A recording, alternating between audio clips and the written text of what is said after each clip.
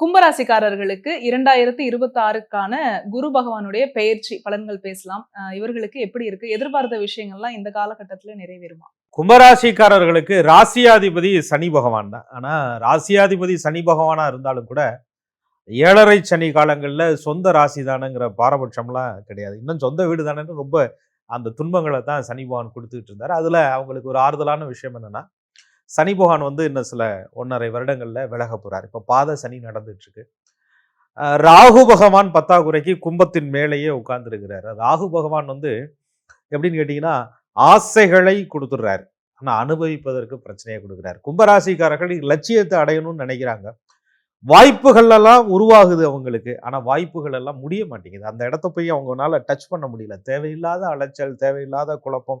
சொல்லுவாங்கல்ல, கையில வாங்கினேன் பையில போடல, காசு போன இடம் தெரியலங்கிறது கும்பராசிக்கு 100% பொருந்தும். அப்ப அந்த தனக்காரகன் அது யாரு அப்படின்னு பார்க்கும்போது குரு பகவானை நம்ம சொல்றோம். அந்த வீட்டுல தான் சனீஸ்வரன் இப்போ உட்கார்ந்து இருக்கிறார்.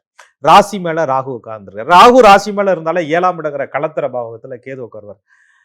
காசு இல்லைன்னா வீட்லயும் மரியாதை இல்லைங்கிற மாதிரி கும்பராசிக்காரர்களுக்கு அந்த பணப்புழக்கம், மன நிம்மதி, குடும்பஸ்தானம் எல்லாமே நீங்க பாத்தீங்கன்னா பாவக்கோள்களுடைய ஒரு ஆளுமைக்குள்ள இருக்கு.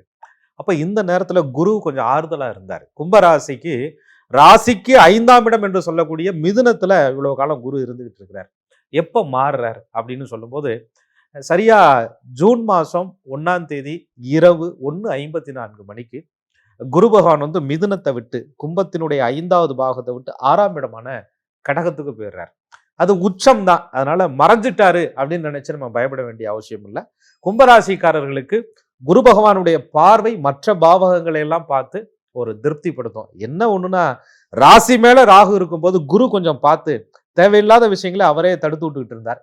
இப்ப இந்த நேரத்துல குரு மாறும் பொழுது உங்களுடைய சிந்தனைகள் வேகம் எடுக்கும். ஏன்னா கும்பம் என்பது ஒரு காற்று ராசி. அந்த இடத்துல ராகு இருக்கும்போது இதை விட்டுட்டு அதை பிடிக்கலாமா, அதை விட்டுட்டு இதை பிடிக்கலாமா, இங்கிட்டு பறந்து போயிடுவோமா, அங்கிட்டு பறந்து போயிடுவோமான்னு அவங்களுடைய எண்ணங்கள். காரணம் என்னன்னு கேட்டீங்கன்னா, வாழ்வாதாரத்தை தேடியும் தன்னுடைய குடும்பத்தை எப்படியாவது காப்பாற்றணுமே, எப்படியாவது வீட்டில் இருக்கிற பிள்ளைகளுக்கு சுபகாரியங்களை முடிக்கணுமே அப்படின்ற ஒரு எண்ணங்கள் கும்பராசிக்காரர்களுக்கு அதிகமா இருக்கு. நிறைய விஷயங்கள் அவங்களுக்கு தடைப்பட்டுக்கிட்டே இருக்கு. அதுதான் அவங்களுடைய பெரிய மன அழுத்தத்துக்கான காரணம்.